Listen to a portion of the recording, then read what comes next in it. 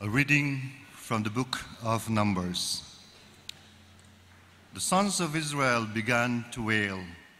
"Who will give us meat to eat?" they said. "Think of the fish we used to eat free in Egypt, the cucumbers, melons, leeks, onions, and garlic. Here we are wasting away, stripped of everything. There is nothing but manna at us to look at." The manna was like coriander seed and had the appearance of bdellium. The people went round gathering it and ground it in a mill or crushed it with a pestle. It was then cooked in a pot and made into pancakes. It tasted like cake made with oil. When the dew fell on the camp at nighttime, the manna fell with it. Moses heard the people wailing, every family at the door of its tent. The anger of the Lord flared out, and Moses greatly worried over this, and he spoke to the Lord. "Why do you treat your servant so badly? Why have I not found favor with you, so that you load on me the weight of all this nation? Was it I who conceived all these people? Was it I who gave them birth, that you should say to me, 'Carry them in your bosom, like a nurse with a baby at the breast, to the land that I swore to give their fathers?'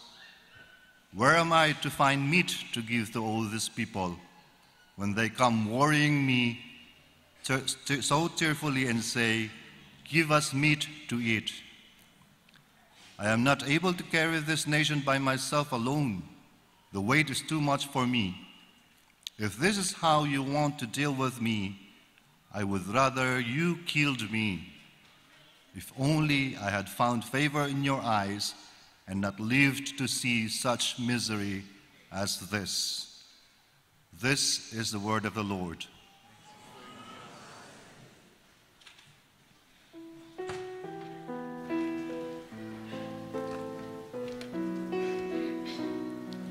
Ô Seigneur, je crie vers toi, dans ta miséricorde, prends pitié de moi.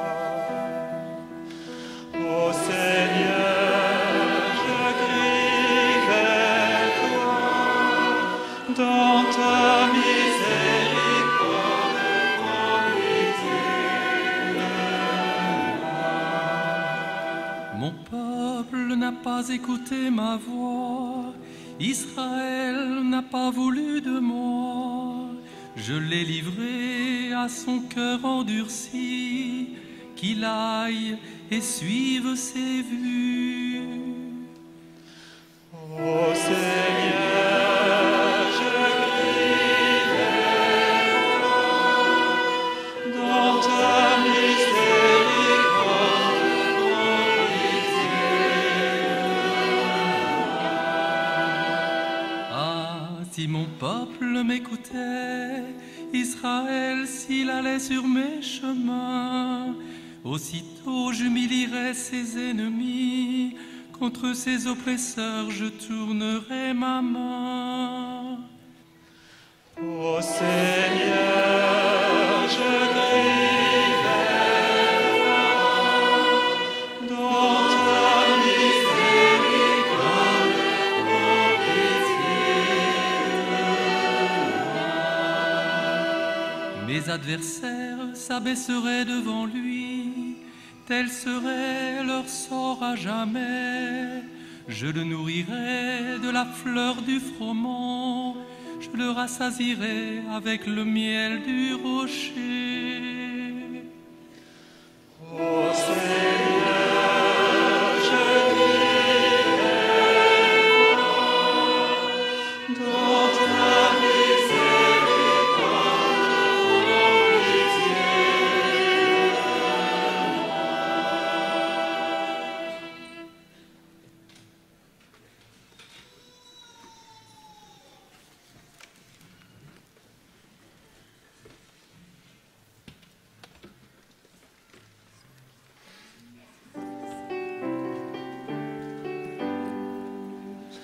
Alléluia, Alléluia, Alléluia, Alléluia, Alléluia, Alléluia, Alléluia, Alléluia, Alléluia, Alléluia, Alléluia,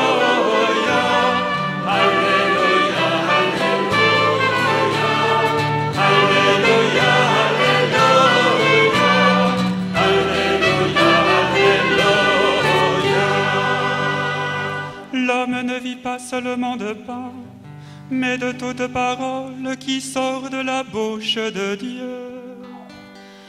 Alléluia, Alléluia, Alléluia, Alléluia,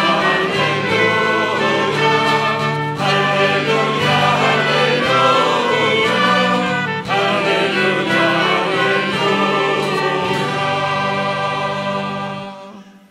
Le Seigneur soit avec vous. Évangile de Jésus-Christ selon saint Matthieu.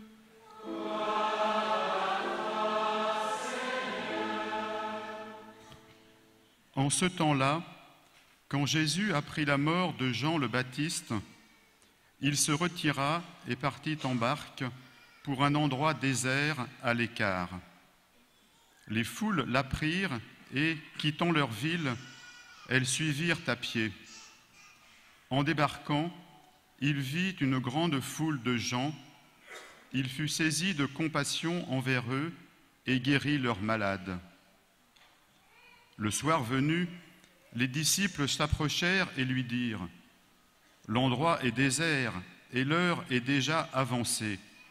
Renvoie donc la foule, qu'ils aillent dans les villages s'acheter de la nourriture. » Mais Jésus leur dit : « Ils n'ont pas besoin de s'en aller. Donnez-leur vous-même à manger. » Alors ils lui disent : « Nous n'avons là que 5 pains et 2 poissons. » Jésus dit : « Apportez-les-moi. » Puis, ordonnant à la foule de s'asseoir sur l'herbe, il prit les 5 pains et les 2 poissons et, levant les yeux au ciel, il prononça la bénédiction. Il rompit les pains et les donna aux disciples, et les disciples les donnèrent à la foule. Ils mangèrent tous et ils furent rassasiés. On ramassa les morceaux qui restaient, cela faisait 12 paniers pleins. Ceux qui avaient mangé étaient environ 5000, sans compter les femmes et les enfants.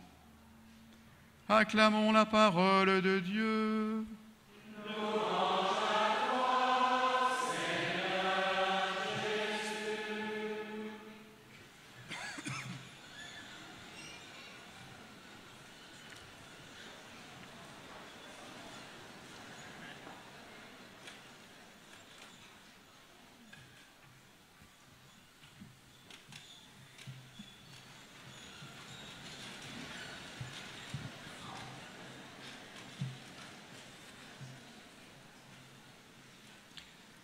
Frères et sœurs, il est bon qu'en ce jour où nous faisons mémoire des 40 ans des sessions de Parémonial, la liturgie de l'Église nous donne comme évangile le récit de la multiplication des pains, qui est un peu comme le symbole de tout ce que le Seigneur a fait durant ces 40 années et de tout ce qu'il veut faire encore dans les années qui viennent. C'est un passage central dans chacun des évangiles.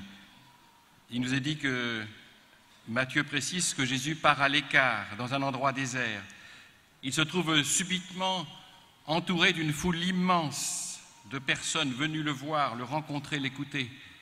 Ils ont entendu parler de son enseignement donné avec autorité, des guérisons qu'il faisait. Et beaucoup se demandent, est-il le prophète qui était... Oui, je suis assez habitué des... Comment on appelle ça? Des contrepétries. J'en ai fait pas mal dans ma vie. Ça sera. Est-ce qu'il est le prophète annoncé? Est-ce qu'il est le Messie annoncé par les prophètes? Voilà, c'est ça. Et donc, mais beaucoup viennent par curiosité. Et en fait, la bonne nouvelle que Jésus vient proclamer, il l'atteste, il la confirme par des miracles qui sont des signes et qui manifestent que le royaume est déjà advenu en sa personne. Et cet épisode de la multiplication des pains marque d'une certaine façon le sommet et le terme du ministère de Jésus en Galilée, le moment où chacun est poussé à prendre une décision, à se déterminer personnellement par rapport à Jésus, le reconnaître comme le Messie, le Fils de Dieu, qui s'est fait homme et nous a sauvés, ou bien refuser de croire en lui. Alors je vous propose 4 points de méditation que je vais développer avec vous. Le premier point, c'est la compassion du Christ qui est la source de ce qu'il fait pour nous les hommes. Des 4 évangélistes, Saint Matthieu, l'évangile que nous avons entendu, est celui qui souligne le plus et le mieux ce qui motive le Christ à accomplir ce miracle, à nourrir ce peuple affamé, sa compassion pour les hommes. Le texte précise que devant cette foule nombreuse venue l'écouter sans avoir prévu de quoi se nourrir et sans avoir la possibilité de se ravitailler là où ils sont, à l'écart au désert, Jésus est pris, ému de compassion. Il est saisi, ses entrailles se retournent en lui devant la misère de son peuple qui a faim. Et comme il se trouve à l'écart sans pouvoir donc faire des courses, il va agir envers eux comme le berger qui prend soin de ses brebis. D'ailleurs, dans le passage parallèle en Saint Marc au chapitre 6, il est précisé que Jésus agit parce qu'ils sont comme des brebis sans pasteur. Et je ne sais pas si certains l'ont remarqué, il y a juste 15 jours, lors de l'Angélus du 19 juillet, le pape François a précisément commenté ce passage de la multiplication des pains en Saint Marc, et il mettait en relief les 3 verbes de cet évangile, voir, être saisi de compassion, enseigner. Et il précisait, je cite le pape, « Nous pouvons les nommer les verbes du pasteur. Le premier et le second, voir, être saisi de compassion, sont toujours associés dans le comportement de Jésus. Ces 2 verbes, disait-il, voir et être saisi de compassion, configurent Jésus comme bon pasteur.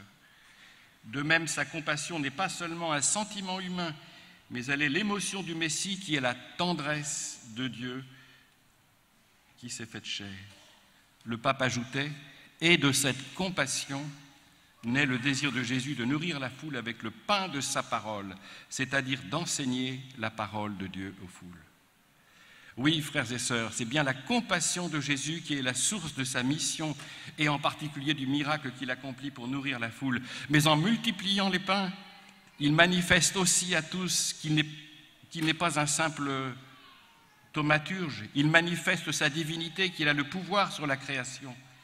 Saint Hilaire fait remarquer que si Jésus lève les yeux au ciel avant de multiplier les 5 pains et les 2 poissons, c'est pour bien manifester à ceux qui l'entourent que ce pouvoir, entre guillemets, ce pouvoir qu'il détient ne vient pas de lui, mais du Père des cieux.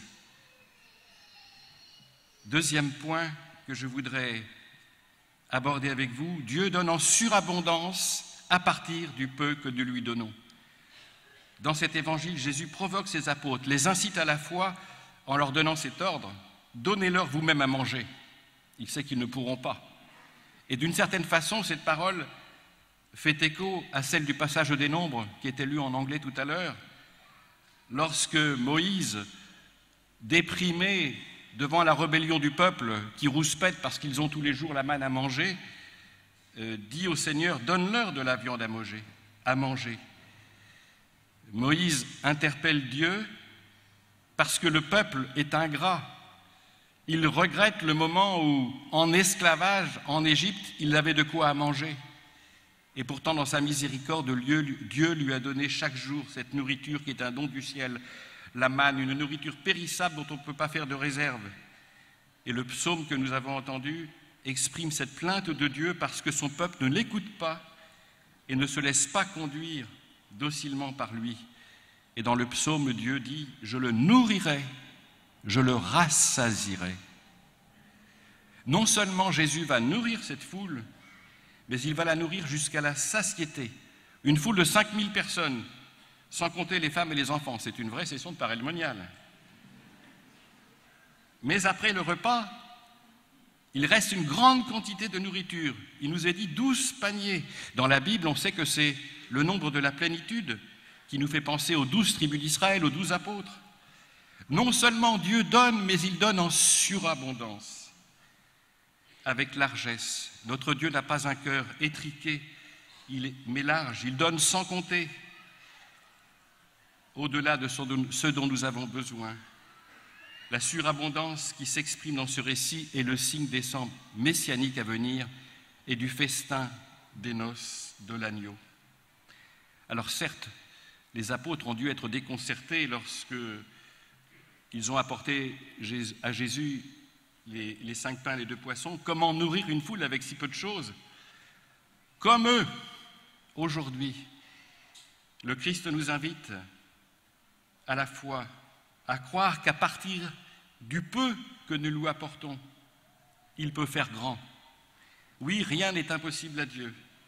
Il connaît notre misère et notre pauvreté, mais si nous avons confiance en lui et que nous obéissons à sa parole, il peut accomplir de grandes choses en nous et à travers nous, comme il l'a dit à saint Paul dans l'Épître aux Corinthiens, la 2e, « Ma grâce te suffit, ma puissance se déploie, donne toute sa mesure dans ta faiblesse. » Frères et sœurs, remercions Dieu pour sa surabondance des dons dans notre vie et de tout ce qu'il a fait pendant ces 40 ans. 3e point, la parole de Dieu et l'Eucharistie sont nourriture pour la vie éternelle. Oui, la multiplication des pains, c'est évident, a un lien avec l'Eucharistie qu'elle annonce et qu'elle anticipe. C'est d'ailleurs ce que dit le catéchisme de l'Église catholique. Le miracle de la multiplication des pains préfigure, dit-il, la surabondance de cet unique pain de son Eucharistie. Par ce miracle, Dieu veut nous dire qu'au-delà de la nourriture terrestre qui est nécessaire pour nous nourrir, nous devons nous nourrir du pain de sa parole et du pain de l'Eucharistie. Et d'ailleurs, l'antienne chantée à l'Alléluia, avant la proclamation de l'Évangile, nous rappelait cette parole que Jésus a adressée aux démons alors qu'il était tenté au désert. Parole du Deutéronome, chapitre 8, verset 3, « Ce n'est pas seulement de pain que l'homme vivra, mais de toute parole qui sortira de la bouche de Dieu. » Or, la liturgie de la messe, toute liturgie de la messe est composée inséparablement de la liturgie de la parole et de la liturgie eucharistique qui constituent ensemble un seul et même acte de culte. Lors de la scène où il institue l'Eucharistie, le Christ anticipe le don total de sa personne qu'il accomplira le lendemain sur la croix de façon sanglante. Il veut ainsi laisser à l'Église un signe visible où serait représenté le sacrifice sanglant qui allait s'accomplir une unique fois sur la croix et dont la mémoire se perpétuerait jusqu'à la fin des siècles. La messe, chaque messe, est à la fois un repas de communion qui anticipe les noces de l'agneau, mais aussi et inséparablement le mémorial du sacrifice du Christ qui se perpétue sacramentellement. Le Seigneur se rend présent à chaque Eucharistie parmi nous. Lors de chaque messe, nous sommes unis mis en présence de ce sacrifice, de cet acte d'amour inouï où le Christ s'est donné pour nous sauver sur la croix. Et saint Thomas d'Aquin, ce grand théologien de l'Eucharistie, affirmait que l'Eucharistie est le plus grand des miracles et que la célébration de la messe est aussi puissante que la mort de Jésus sur la croix. L'Eucharistie nous rend contemporains du sacrifice de la croix. Elle fait mémoire de la mort et de la passion de Jésus, mais elle anticipe aussi le festin des noces messianiques. Dans la prière de l'anamnèse que nous dirons ensemble, nous attendons ta venue dans la gloire, nous proclamons la mort et la résurrection du Seigneur jusqu'à ce qu'il vienne, et ainsi nous hâtons sa venue. Maranatha, viens Seigneur Jésus. Oui, frères et sœurs, il n'y a rien de plus beau, il n'y a rien de plus grand que la célébration de la messe qui est déjà comme le ciel sur la terre, la communion avec le ciel, une anticipation de la gloire future à laquelle nous sommes tous appelés. Et si, comme l'Église nous le dit, le Christ est présent de multiples manières dans son Église, par sa parole, dans les sacrements, dans les pauvres, les malades, il est présent au plus haut point sous les espèces eucharistiques. Et c'est par la substantiation, par la conversion du pain et du vin au corps et au sang du Christ, que le Christ, durant la prière eucharistique, devient présent parmi ce sacrement. Le curé d'Ars s'adressait à ses paroissiens pour les stimuler, les réveiller un peu en leur disant « Si on vous disait à telle heure on doit ressusciter un mort, nous courrions bien vite pour le voir. Mais la consécration qui change le pain et le vin au corps et au sang d'un Dieu, n'est-ce pas un bien plus grand miracle que de ressusciter un mort ?» À chaque fois, frères et sœurs, que nous communions avec foi, nous recevons en nourriture le pain de vie, la vie éternelle. L'Eucharistie opère en nous une œuvre de sanctification, de divinisation, nous conformant au Christ, nous configurant en lui. Transformés par cette vie divine, nous sommes revêtus de cette force d'amour qui nous rend alors capables d'aimer à notre tour comme Dieu nous a aimés, afin que nous puissions lui offrir nos vies dans une offrande chaque jour actualisée qui participe ainsi au salut du monde. Le Concile Vatican II, dans le grand texte Lumen Gentium, précisait que l'Eucharistie est la source et le sommet de toute vie chrétienne, parce que c'est le sommet de la prière de la créature qui se tourne vers son Créateur en lui offrant son existence et la vie du monde. Quatrième et dernier point, je voudrais rendre grâce avec vous précisément pour ces 40 ans de session à Parelmonial. Alors je ne vais pas rentrer dans les détails ici, c'est une homélie, il y aura peut-être d'autres moments dans la journée, on pourra rentrer plus, ça ne sera pas quelque chose de narratif, mais je voudrais mettre surtout en évidence, pour avoir participé, comme le disait Monseigneur Michel Santi avec lui et beaucoup d'autres, à cette première session et avoir organisé les suivantes, de 76 à 80, et de l'attitude de Pierre Goursat, qui a été vraiment, bien que laïque, à tout le peuple de Dieu. Humble laïque, Pierre Goursat s'est laissé consumer par le feu de la charité divine et a vécu précisément le don de sa personne pour le renouveau spirituel et apostolique de l'Église, qui, vous le savez, connaissait une très grande crise dans ces années d'après le Concile Vatican II. Et lorsqu'il a entendu parler pour la première fois du renouveau charismatique catholique dans les années 70-71, Pierre Goursat comprit tout de suite que c'était une réponse du Seigneur à la prière que Jean XXIII avait faite en 1962, au moment où il allait convoquer le concile, prière qu'il avait faite pour que ce concile suscite une nouvelle Pentecôte dans l'Église. Pierre Goursat était d'abord un homme profondément eucharistique, qui vivait de l'Eucharistie, qui puisait ses forces, ses idées, qui vivait l'adoration jour et nuit de longues heures. C'est là que le Seigneur lui parlait et qu'il pouvait ainsi mettre ensuite en œuvre ses idées avec ses frères et sœurs de communauté. Pierre voyait grand et avait le cœur ouvert aux détresses du monde. Il savait que Dieu seul pouvait consoler ses enfants blessés, les fortifier et les nourrir de sa parole et du pain de vie. Même lorsqu'il était parfois critiqué, il n'hésitait pas à aller à contre-courant pour mener à bien ses projets afin d'annoncer la bonne nouvelle à tous. Et d'une certaine façon, comme le pape François le fait sans cesse, Pierre déjà, lui comme humble laïque à son époque, sans cesse disait qu'il fallait aller à la périphérie, aller vers ceux qui sont le plus loin de la foi et de l'Église. Ému de ses compassions pour toutes ces foules de gens qui étaient comme des brebis sans pasteur, Pierre Goursat était convaincu que le cœur de Jésus était l'antidote à la crise de la foi, car il exprime l'amour infini que le Christ nous a manifesté au plus haut point sur la croix. Pierre disait: le Sacré-Cœur, ce n'est pas seulement une dévotion, c'est l'essentiel même de l'amour de Dieu. Dieu a tant aimé le monde, il a donné son Fils unique pour le sauver. C'est pourquoi, animé par le désir de faire connaître au plus grand nombre cet amour miséricordieux, il lança les sessions. Et ces sessions de formation spirituelle attirèrent très vite des foules nombreuses, moins bien sûr au départ, mais toujours davantage, très diversifiées, au point qu'il fallut aménager de nouveaux lieux d'accueil, de rassemblement au fil des années. Pierre s'intéressait personnellement à l'accueil et à la nourriture des pèlerins, mais il était surtout soucieux de leur nourriture spirituelle. Et il voulut mettre au cœur de ces journées, dès le départ, la messe célébrée joyeusement, avec ferveur, ainsi que l'exposition du Saint-Sacrement le jour et la nuit à la chapelle de la Visitation, comme c'est le cas encore aujourd'hui. Il désirait attirer chacun vers Jésus qui seul peut ouvrir nos cœurs et les convertir. L'adoration, disait-il, ouvre nos cœurs à la compassion et la compassion nous conduit à l'évangélisation.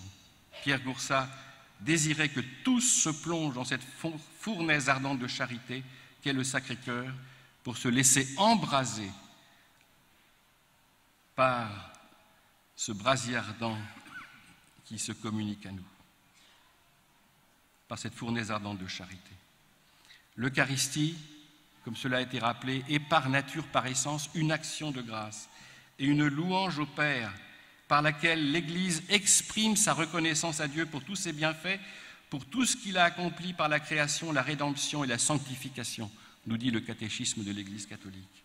Cette messe, comme nous l'avons dit, est une action de grâce pour ces 40 ans de session à Paray-le-Monial qui ont rassemblé et transformé depuis lors des centaines de milliers de personnes de toutes générations, milieux sociaux et pays du monde. Rendons grâce à Dieu pour tout ce qu'il a déjà donné à travers ces rassemblements et demandons-lui de continuer à bénir ses enfants en abondance, à nous bénir, à nous rassasier, à renouveler en profondeur son peuple pour en faire une Église joyeuse, missionnaire, heureuse de faire découvrir à tous la miséricorde divine. Rendons grâce à Dieu pour le don de son Eucharistie qui, comme le dit l'Église, est le résumé et la somme de notre foi. Et il y a un lien très intime que Pierre avait perçu entre l'Eucharistie et le Sacré-Cœur, puisque l'Eucharistie est un don du Sacré-Cœur, écrivait le pape Pie IX dans son encyclique Orietis Aquas. L'Eucharistie et le cœur de Jésus sont effectivement intimement liés. L'Eucharistie a son origine, sa source dans le Sacré-Cœur, et le cœur de Jésus récapitule ce magnifique sacrement et lui en donne tout son sens. Frères et sœurs, rendons grâce à Dieu, remettons-lui nos vies pour qu'il les transforme et qu'à travers nous, il fasse du pain, du bon pain, qu'il puisse donner à tous ceux qui ont faim de lui, qui sont affamés de lui, qui attendent sa parole, d'être rejoints par la miséricorde de Dieu.